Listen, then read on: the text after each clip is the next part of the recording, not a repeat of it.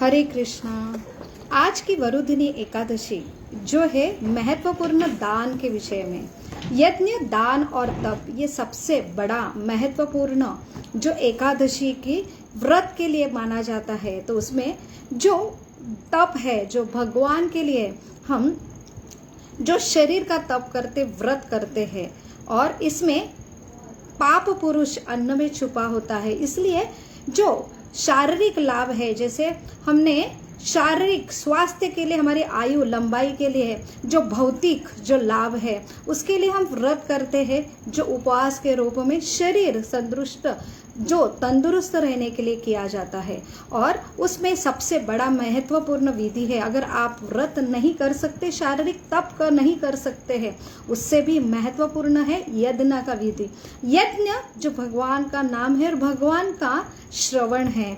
तो कोई भी भगवान के बारे में कि ये प्रकृति जो रचाते हैं, जो चलाते हैं, तो उनका और हमारा क्या संबंध है, और हम भगवान के अंश है, और हमने हमारा जो भगवान का संबंध है वो हम भूल गए हैं।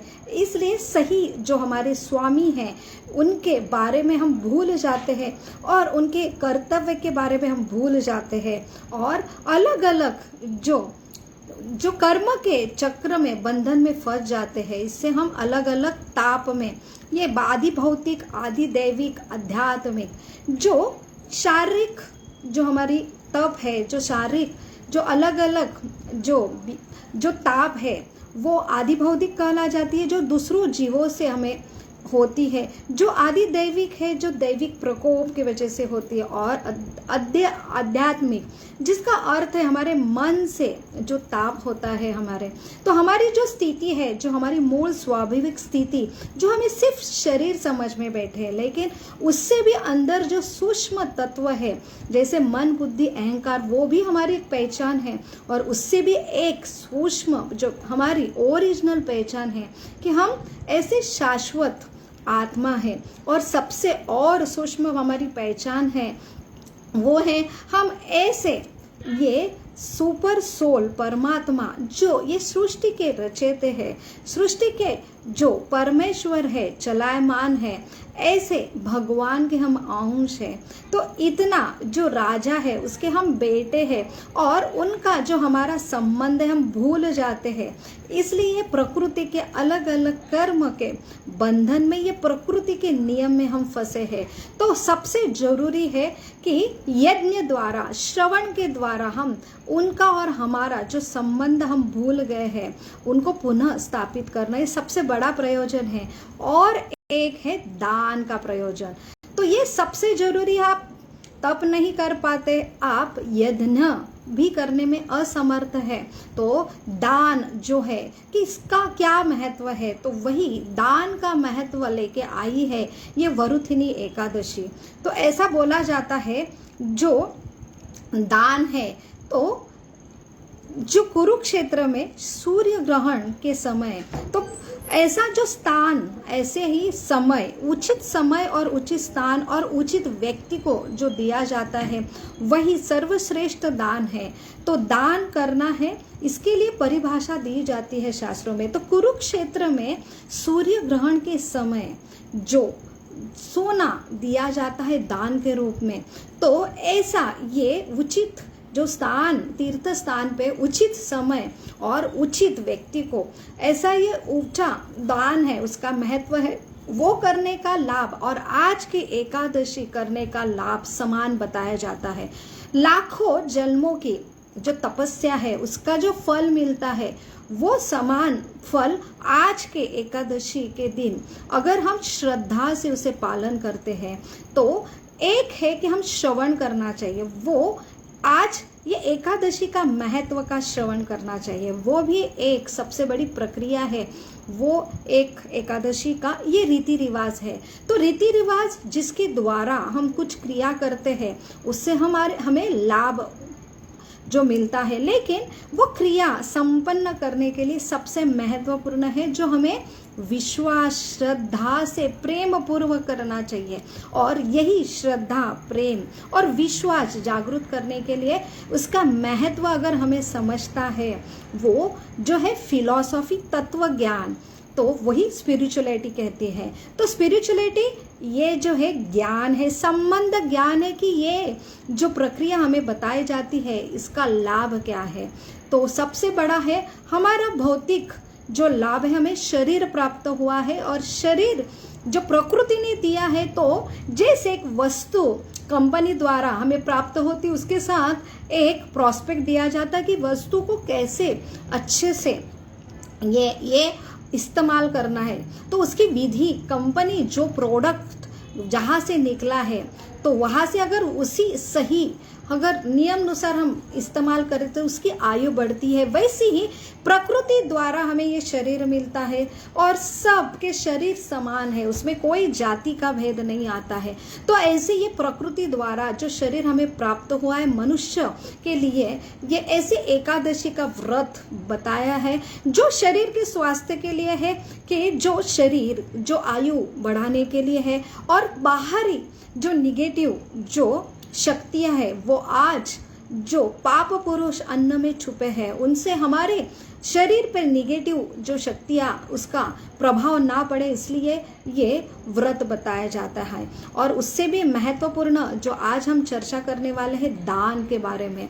तो आज जो वरुतिनी एकादशी के लिए विशिष्ट दान जो बताया है वो है कि आज के दिन ऐसा बताया जाता है कि अश्व का दान से सब सर्वश्रेष्ठ है हाथी का दान। हाथी के दान से भी श्रेष्ठ जो दान है वो है भूमि का दान। भूमि के दान से भी श्रेष्ठ है तिल का दान, और तिल के दान से भी श्रेष्ठ है सुवर्ण का दान, सोने का दान, और सोने के दान से भी सर्वश्रेष्ठ है अन्न का दान, जिससे हम जीव को, देव देवता को और ब्राह्मण को भोजन देते हैं और उनको संतुष्ट करते हैं।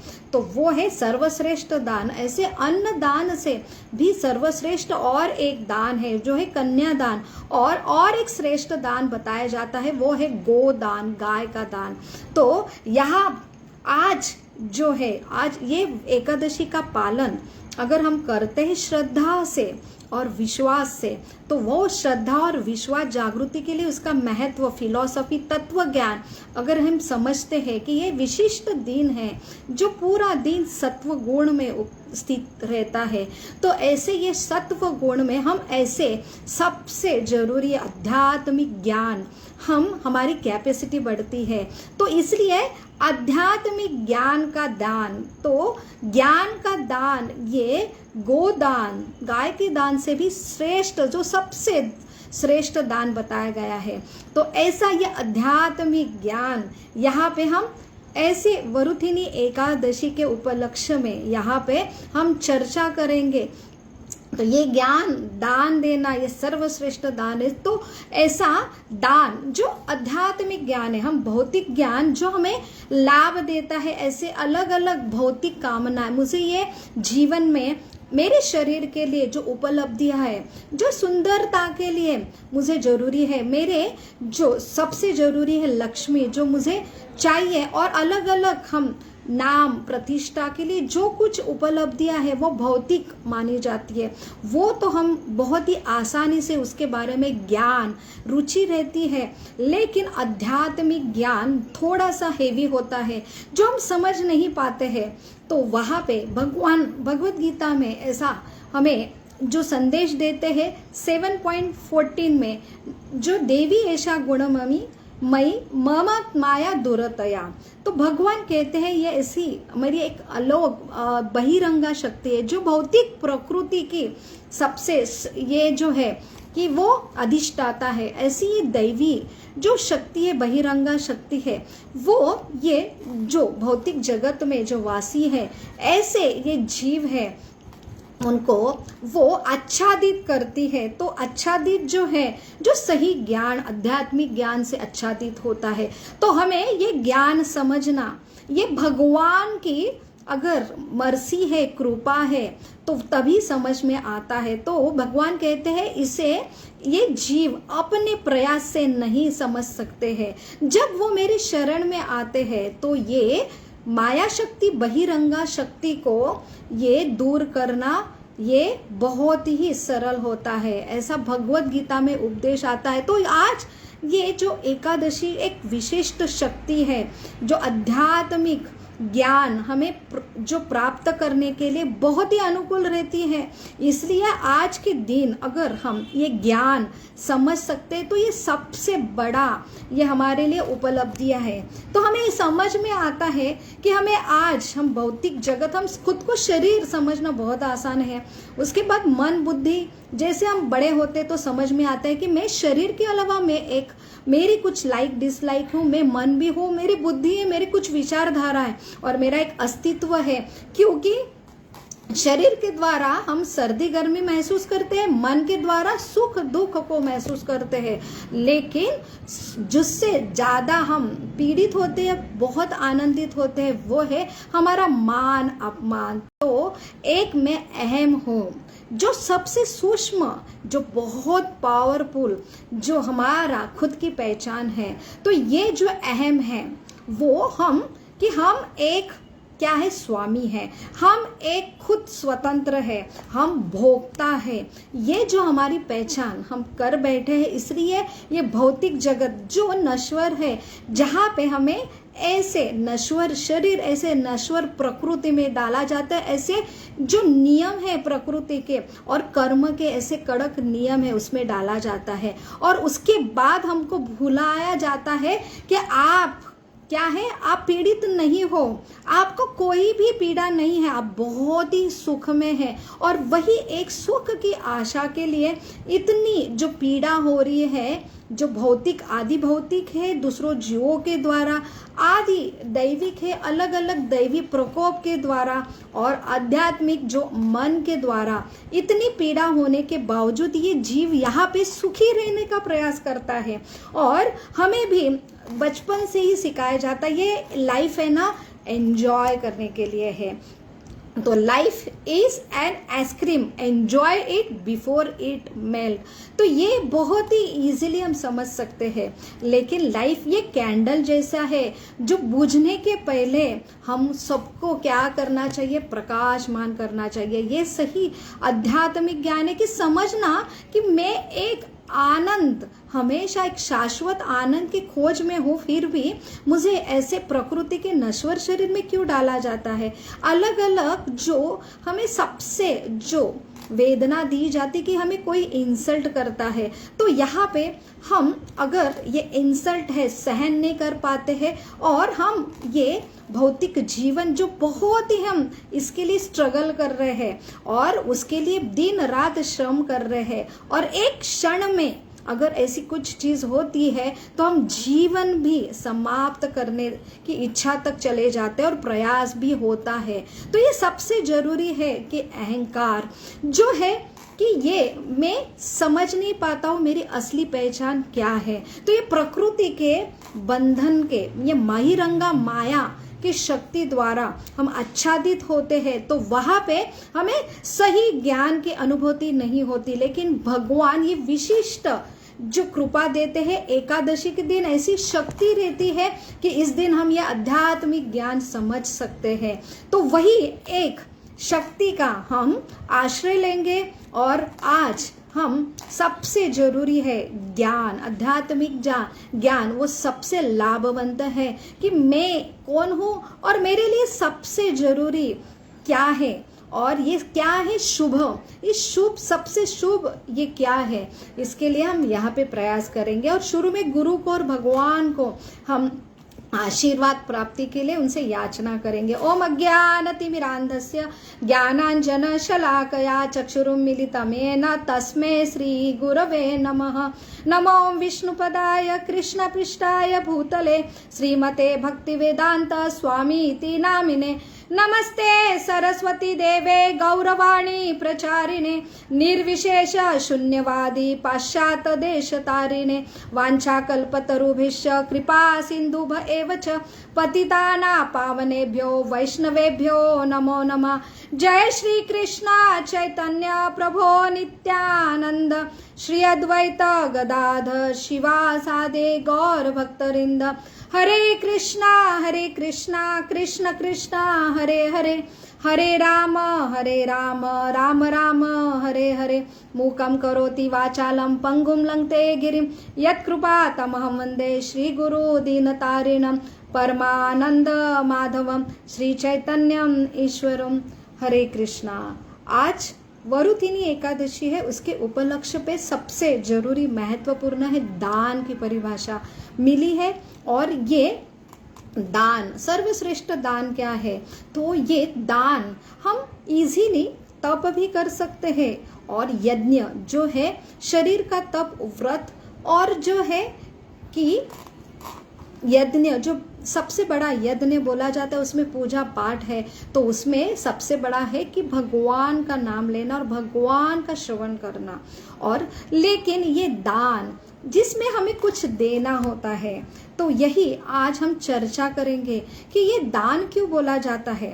तो ऐसा है, सबसे सारे एकादशी में सारे जो आध्यात्मिक क्रिया है इसमें ये पूजा पाठ करने की विधि में सबसे जरूरी है कि दान बताया जाता है। तो ये दान का अर्थ क्या है, दान से हमें क्या प्राप्त होता है? तो हम आज हमारे भौतिक जो जीवन जी रहे हैं इसमें हम खुद अनुभव कर रहे हैं कि हमें कुछ देना है, तो वहाँ पे लेने के लिए सब कोई प्रयास करते हैं, क्योंकि लेना बहुत ही आसान है, और देने की जब बारी आती है तो बहुत ही तकलीफ होती है। तो ये क्यों है? क्योंकि हम खुद को प्रोप्राइटर, स्वामी समझ रहे, हम भोगता है, हमें सब कुछ हमारी आनंद जो सही स्वभाव है, लेकिन गलत धारणा लेके बैठे हैं कि हमें चाहिए। तो ये जब तक हमारी ये धारणा, हम उसमें स्थित है, ये भौतिक प्रकृति के बहिरंगा शक्ति जिसे माया कहते हैं, उसमें हम जब स्थित होते हैं तो हमें ये भौतिक प्रकृति ये ऐसे प्रभाव में लाती है कि हम एंजॉयर है, और एंजॉय जो है मुझे चाहिए, मैं भोगता राम हूँ। तो इसलिए हमें देखो कि जब भी आनंद कब होता है, जब हम फ्री में बिना प्रयास में हमें कुछ मिलता है, कुछ गिफ्ट मिलता है, तो जब हम खरीदते हैं उससे भी बहुत गुना आनंदित होते हैं। कभी कोई वस्तु हमें गिफ्ट में मिलता है, और यही एक है कि हमें ऐसे अलग अलग स्कीम है जो अलग अलग हमें ऑफर दी जाती कि इसमें इतना फ्री है, तो वो हमें लेने के लिए बहुत ही आनंद होता है कि कैसे कम जो लक्ष्मी में, कम पैसे में हम बड़ी से बड़ी जो चीज़ खरीदते, और अगर बिना लक्ष्मी की हमें कोई गिफ्ट मिलता है तो उसमें बहुत ही आनंद होता है। तो इससे हमें समझ में आता है कि हमारा जो स्वभाव स्थित है कि हम लेने में, जो हमारा सबसे जो अहंकार है, जो हम अहम है, और हम खुद को भोक्ता समझ रहे, और भोक्ता के लिए हमें दूसरे के ऊपर निर्भर होना पड़ता है। और यही एक सबसे बड़ा दुख का कारण है, क्योंकि हम दूसरे के ऊपर निर्भर होते हैं, इसलिए किसी की स्तुति और किसी का जो है अपमान, इससे बहुत हम सुख और बहुत ही दुख, और यही एक हमारा जीवन का सबसे मेन उद्देश्य हम लेके बैठे हैं। इसलिए हमारा जो सुख है दूसरों के ऊपर है, हमारा दुख है वो भी दूसरों के ऊपर है। और इससे ही हम जीवन में जितना हम आधुनिक जो भौतिकता के ऊपर कि हम सिर्फ शरीर समझते हैं और हम भोक्ताराम समझते हैं, उससे हमारा जीवन बहुत ही तनावग्रस्त हो रहा है, हमारे जो संबंध है वो तनावग्रस्त हो रहे। वही ये एकादशी हमें एक दान का धर्म सिखाने के लिए आती है। तो इसलिए इस दिन तो भी अगर हम ये ज्ञान अगर समझ लेते हैं तो वहाँ पे हमें बहुत ही अच्छा जो भगवान का स्वभाव क्या है, भगवान कौन है, उनके बारे में, उनके भक्तों के बारे में अगर श्रवण करते हैं तो हमें हमारी जो स्थिति उल्टी हुई है कि हम देने के, भगवान ऐसे ये सर्वश्रेष्ठ दान करते वो हर जीव के लिए, सब जीवों के आनंद के लिए। वो खुद ये सृष्टि के स्वामी है, खुद प्रोप्राइटर है, खुद भोक्ताराम है, लेकिन उनकी जो आनंद है वो सिर्फ देने में है।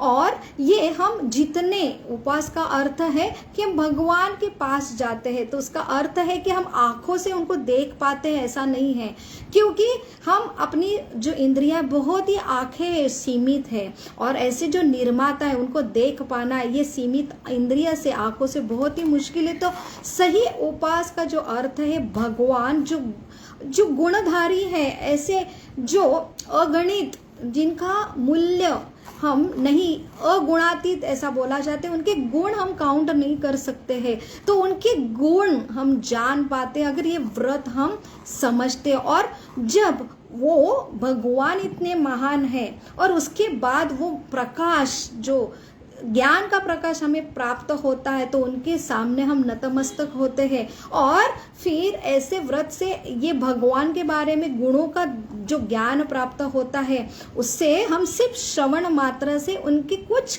अंश मात्र गुण हम में आते हैं। और फिर अभी हम भोक्ताराम हैं, हमारे जो स्वभाव से उल्टे हैं, इसलिए हम यहाँ पे तड़प रहे हैं। हम वही श्रवण कर करके और ये प्रक्रिया करके भगवान के गुणों के पास जब जाते, उनके गुण और हमारे गुण जो समान लेवल पे थोड़े अंश और विभू के रूप में आते हैं, तब वो सही मात्रा में उपवास करता है। और ऐसे ये गुण वाले भगवान की परिभाषा समझ में आती है, तो हम अपने आप नतमस्तक होते हैं। तो वही आज का जो एकादशी का हमारा लाइव सेमिनार का उद्देश्य है कि ऐसे अलग अलग भगवान के गुण हमें समझना बहुत ही आसान होते हैं, जब विशिष्ट ये एकादशी जो शक्ति है भगवान की, उनका अगर शक्ति का हम उपयोग करते हैं और ऐसे उचित समय में भगवान के बारे में सुनते हैं। तो आज सबसे जरूरी है कि ऐसे हमारे शास्त्र जो भगवान खुद बोलते हैं, भगवत गीता और भागवतम, सारे पुराण, ये मैं हूँ, तो यहाँ पे हमें ऐसे उदाहरण मिलते हैं, तो उससे हम उनकी कथा सुनते हैं। तो जैसे हम फिल्मी स्टार की कथा सुनते हैं तो सिर्फ मनोरंजन होता है, लेकिन ये सही समय, सही व्यक्ति जो है भगवान के ऐसे शुद्ध भक्त, उनके बारे में अगर सुनते हैं तो हमारा हृदय शुद्ध होता है। जो हम खुद को ईश्वर समझते, भोक्ता, उससे काम, क्रोध, लोभ, मोह, मद, मत्सर हमने हृदय में जो धारण किए, इससे हम दुखी है। तो वही सबसे जरूरी, हम अगर सुनते हैं ऐसे भक्तों की कहानी, तो हम उनके हृदय में तो शुद्धता होती है हमारे, उनके गुण भी हमें प्राप्त होते हैं। वो है एकादशी की सही जो शक्ति है, उसकी महिमा है। तो आज रांति देव ये जो भगवान के ऐसे निस्सिम भक्त के बारे में आज सुनेंगे, वही उससे ही हमारी दान करने की वृत्ति है। वो अपने आप, अगर भगवान ऐसे, भगवान के भक्त ऐसे है, तो हमारी और उनकी हमें पहचान होती है। और उससे अपने आप जब ज्ञान का प्रकाश होता है, तो अब समझ में आते हैं कि भौतिक जगत में हम अटके हैं, यही हमारी प्रवृत्ति, हम जो ओरिजिनल प्रवृत्ति, जो गुण है, हमने खो दिए हैं, इसलिए हमें यह भौतिक जगत में डाला गया है। जब समझ में आता है भगवान की कृपा द्वारा, भगवान की अलग अलग जो शक्तियां हैं, जो एकादशी जैसी शक्ति है, उनके कृपा से हम समझ में आते हैं कि सबसे बड़ा उद्देश्य है ये समझना कि भौतिक प्रकृति में हम फंसे हैं। और क्यों फंसे हैं? कि मुझे लेना है, और जीवन भर हम लेते हैं, उससे हम और ये प्रकृति में फंसते हैं। और यही जो हम मांगते हैं, अगर जो हम सकाम कर्म करते, सकाम उपवास करते, उसमें भी हमारी धारणा रहती है कि मुझे ये पाना है, मुझे मेरा जो दुख है वो नष्ट होना चाहिए, मुझे ऐसा वैभव प्राप्त करना है। इससे भी हम ये भौतिक जगत में और फंसते जाते हैं। तो यहाँ पे सबसे बड़ा ज्ञान है कि हम भौतिक प्रकृति में ऐसे कारागार में फंसे हैं और ये हमारे हृदय के जो अलग अलग दुर्गुण हमने जमा किए हैं, तो ये दुर्गुण मिटाने के लिए एक हमें संधि उपलब्ध किए जाती कि ऐसा दान करो। जितना आप दान करेंगे उतना आप ये भौतिक प्रकृति के वजह से हम जो फंसे हैं ऐसे दुर्गुणों से मुक्त होंगे। और यही जब ओरिजिनल हमारी स्थिति हमें समझेंगे तो हम खुद देखते हैं कि मृत्यु के समय हम इतना जीवन में जो कष्ट करके हमने जमा है, भले ही जो लक्ष्मी है हमारी प्रॉपर्टी हमारा नाम है, हम खुद देखते हैं दिन रात एक क्षण में सब कुछ चला जाता है, फिर भी हम इतने ये सब चीज के लिए अटैच रहते हैं। तो आध्यात्मिक का सबसे बड़ा प्रयोजन है डिटैचमेंट, और हम जितने अटैच रहेंगे उतने ही हम दुख में रहेंगे। तो हमारे दुख का कारण हम स्वयं हैं, क्योंकि हमारी ओरिजिनल पहचान हमने ना करके हम सब चीज के लिए अटैच होते हैं। और दान ये डिटैचमेंट कि हमारा ये कुछ भी नहीं है, और हम यहाँ पे हम हमारा ना होके भी हमने उसके ऊपर दावा करते कि ये मेरा है, और इससे हम इतने भौतिक प्रकृति में और फंसे जाते हैं। इसलिए दान की महिमा बहुत सारी बताई है हमारे शास्त्र में। ये दान से ये प्रवृत्ति है, ये मेरा है, मेरा नहीं है, क्योंकि हम मृत्यु होते तो हमारा शरीर भी हमसे छीना जाता है, सारी प्रॉपर्टी सारे संबंध हमारा नाम यही होता है, तो ये मेरा नहीं है। लेकिन मृत्यु के समय भी हम नहीं समझ में आता है, और वही मेरा करके हमें और भौतिक प्रकृति द्वारा और ऐसे शरीर में डाला जाता है और जन्म मृत्यु के चक्कर में फंसे रहते।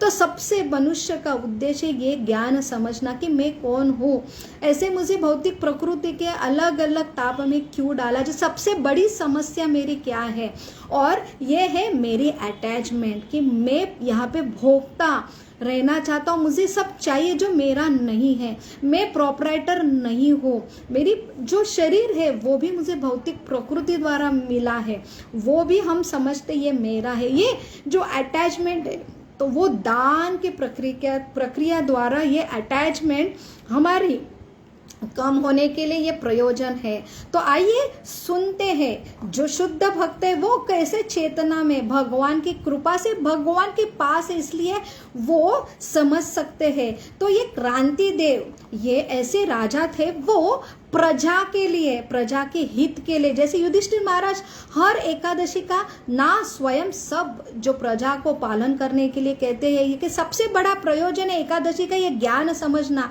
जो मेरी असली ओरिजिनल पहचान है कि मैं कौन हूँ, मैं यहाँ पे क्यों आया हूँ, मेरी सबसे बड़ी समस्या क्या है, मेरा सबसे बड़ा कर्तव्य क्या है। तो वो समझना ये सबसे बड़ा जो विधि है वो एकादशी द्वारा हमें ये समझना आसान होता है। वही क्रांति देव अपने जो प्रजा के लिए वो लगातार 48 डेज 48 दिन निर्जल उपवास करते, और उनके जो फैमिली मेंबर है वो भी अपने जो राजा, जो पिता है, जो पति है, उनके रिस्पेक्ट के लिए वो भी ऐसा उपवास पालन करते हैं। तो हमें ऐसा उपवास के बारे में आज अलग अलग आध्यात्मिक, जैसे अध्यात्म ये फिलॉसफी है कि हम समझना हम आत्मा ये भौतिक प्रकृति है, और ये अलग अलग हमें ताप है, लेकिन सबसे जरूरी है जो हमारे रिचुअल्स है, रीति रिवाज है। लेकिन उसके ऊपर आक्षेप लगाया जाता है कि ये उपवास क्यों, आप अगर भगवान पिता है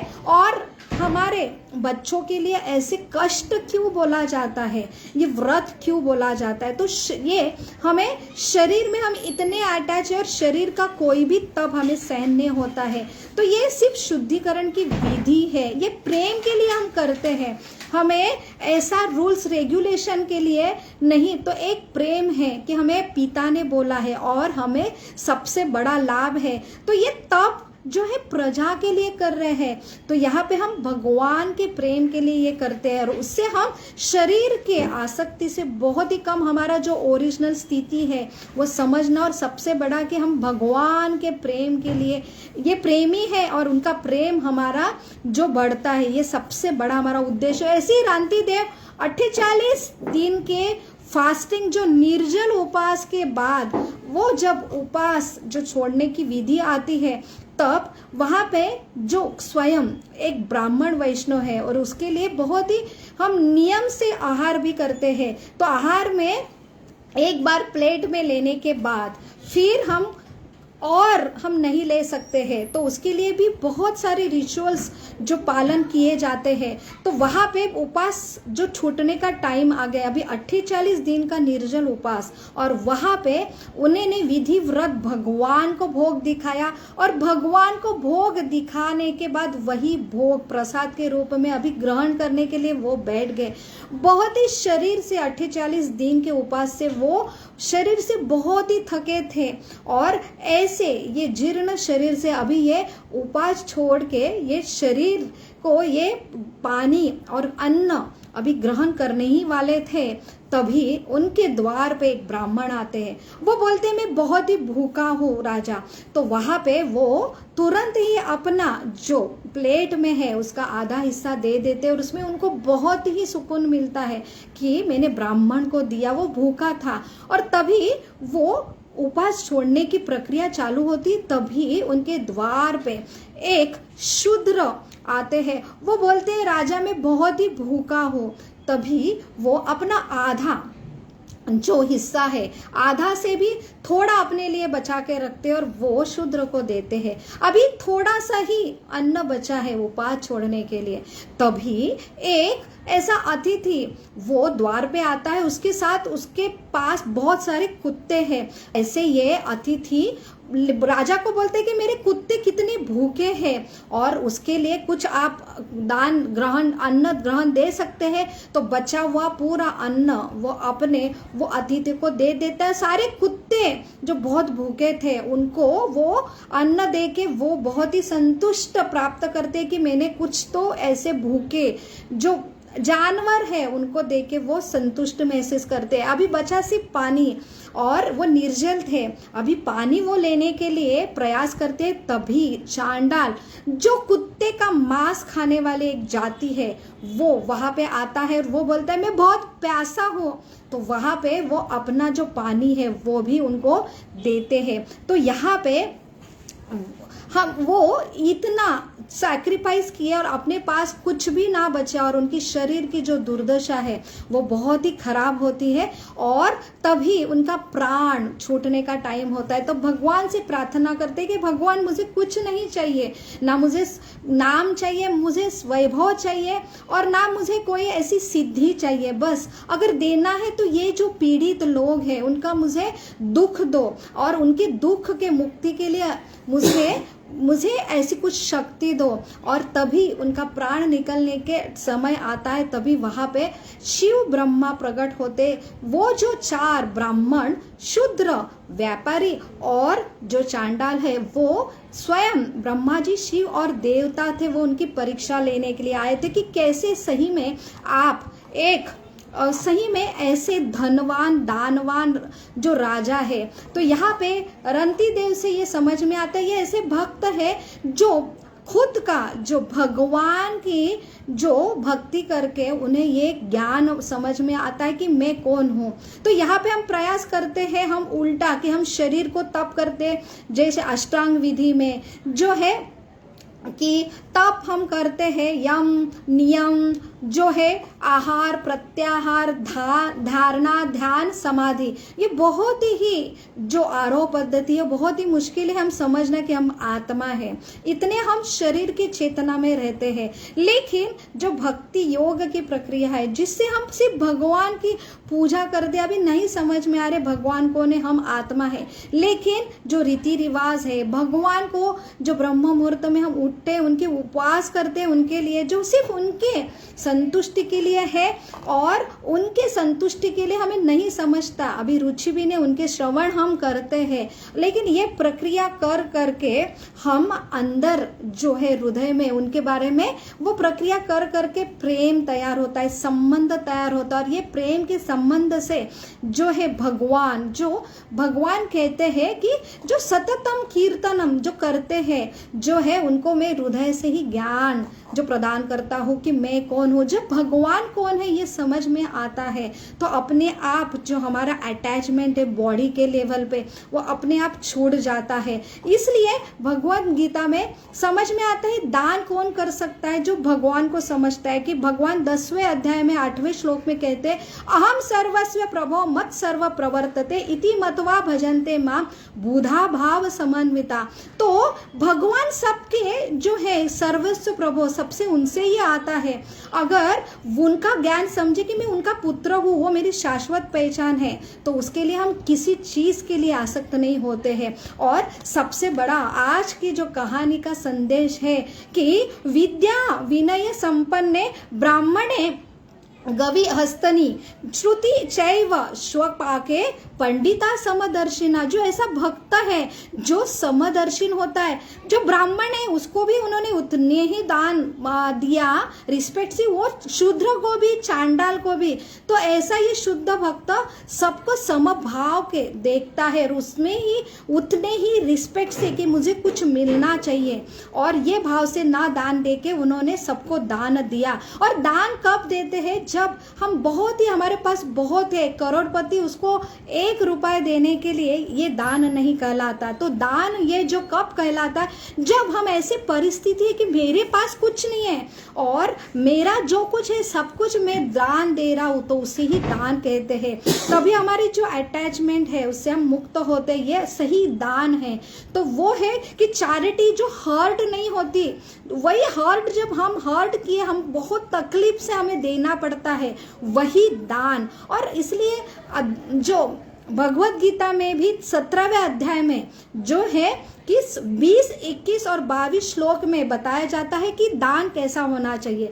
तो सत्व गुण दान ये सही जो हमारा कर्तव्य समझ के बिना उपकार हम दान देते हैं, तो किसको करुणा देके, अगर भिखारी को भी दान देते हैं तो हमको करुणा आती है कि हम कुछ, हमें ऐसा लगता है कि मैं श्रेष्ठ हूँ, मैं उसके ऊपर उपकार कर रहा हूँ। तो ऐसा उपकार रहित भाव से दो दान है, वही सही दान है। और सही व्यक्ति को सही समय पे सही स्थान पे अगर दान देते हैं तभी वो दान है, सत्वगुणी कहता है। अगर हम हमारे लाभ के लिए जो कॉमनली हम दान देते को नहीं, हमको भिखारी को हम दान देते, वो उसका उपयोग जो है दारू पीने के लिए करता है, तो उसका जो पाप है वो हमें भी लगता है। इसलिए दान ये क्या है, उसकी प्रक्रिया क्या है, वो शास्त्रों से समझना बहुत ही जरूरी है। इसलिए दरिद्री जो नारायण की कंसेप्ट आते हैं कि हमें बोला जाता है कि जो गरीब है उनको दान दो। इतने बड़े बड़े मंदिर को स्थापना क्यों करते हैं? तो दान देना है तो इसका मतलब है दरिद्र को दान देना है। लेकिन यहाँ पे आध्यात्मिक ज्ञान अन्न दान से भी श्रेष्ठ बोला जाता है। क्यों सिर्फ जो भगवान है सिर्फ गरीब में नहीं रहता है, दरिद्र में। तो अमीर लोगों का लिए क्या है? तो अमीर जो है उनको बहुत ही जरूरी है, क्योंकि वो सबसे जो है वो है कि उनमें अहंकार रहता है, और इसलिए उनको सबसे जरूरी है आध्यात्मिक ज्ञान देना। इसलिए गरीब लोगों अगर घर में वो खुलेआम कोई भी आए और उनको वो इजीली दान देते हैं, लेकिन अमीरी को घर में वो अटैच इतने रहते हैं, इसलिए बाहर लिखा रहता है कुत्ते से सावधान। कोई हिम्मत भी नहीं करता है, जो जिनके पास सही में दान देने जैसा है लेकिन वो इतने अटैच है कि वो नहीं देते हैं। क्यों? वो बहुत गरीब है आध्यात्मिक ज्ञान से। और ऐसे लोगों को आध्यात्मिक ज्ञान देने के लिए जो है ऐसे मंदिरों को स्थापन करना, और मंदिरों का सही उद्देश्य ऐसे ज्ञान को दान में देना। तो ये सबसे बड़ा ज्ञान है कि हम कौन हैं, और ये ज्ञान हमें विशिष्ट दिन की जो विशिष्ट शक्ति है उसमें ही हमें ग्रहण करना। और कि विशिष्ट व्यक्ति जो शुद्ध जो भक्त है, जो उसका एक मकसद है कि भगवान क्या है, वो जो है वो ज्ञान देना, और वही शुद्ध भाव लेके निस्वार्थ रूप से वो ज्ञान देता है, भगवान की परिभाषा देता है। तभी जो सामने वाला श्रवण कर रहा है उसको भी वही चेतना में ज्ञान जो ग्रहण कर सकता है। तो वही एक सबसे बड़ा दान है, वो है ज्ञान का दान। तो यही हम भगवान की परिभाषा समझते हैं कि 9वें अध्याय में 29 नंबर के श्लोक में भगवान कहते हैं समोहम सर्वभूतेषु न मे द्वेष्टि अस्ति न प्रिया। तो मेरे लिए सारे, मैं किसी का द्वेष नहीं करता हूँ और ना मुझे कोई प्रिय है, तो सबके लिए मैं समान हूँ। ये भगवान की परिभाषा हम समझ में आती है, तभी हम जो है हमारी जो अटैचमेंट है जो है हमें समझ में आता, और यही अटैचमेंट हमारा ये भौतिक प्रकृति में बंधन का कारण है। और सबसे बड़ा उद्देश्य है हमारा कि ये जो अटैचमेंट से मुक्त होना है, तो इसलिए विशिष्ट तिथि पे विशिष्ट दान देना।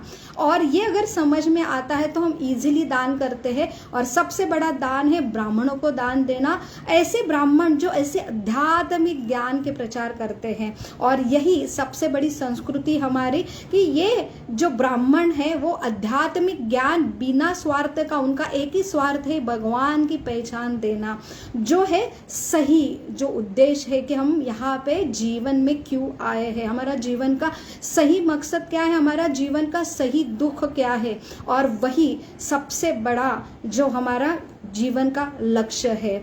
तो वही आज की वरुथिनी एकादशी का जो दान का महत्व है वो है कि हम भगवान के अंश है, और ऐसे जो अहम सर्वस्व प्रभु, ऐसे ये भगवान के हम अंश है, और हम यहाँ पे भगवान से बिछड़ के यहाँ पे डाला जाता है अपने जो गुण के पतन होने से। तो यही एकादशी का महत्व लेके हम गुणों द्वारा जो भगवान के उपवास पास में जाते हैं, तभी ये हम जो एकादशी का व्रत है वो सार्थक माना जाता है। तो आप सबको जो वरुथिनी एकादशी का बहुत बहुत शुभकामना है। जो आध्यात्मिक ज्ञान है उनका ज़्यादा से ज़्यादा रूप में दान देना, यही एक महत्व है आज के एकादशी के लिए। हरे कृष्णा कृष्ण कृष्ण हरे हरे, हरे राम राम राम हरे हरे। हरे कृष्णा।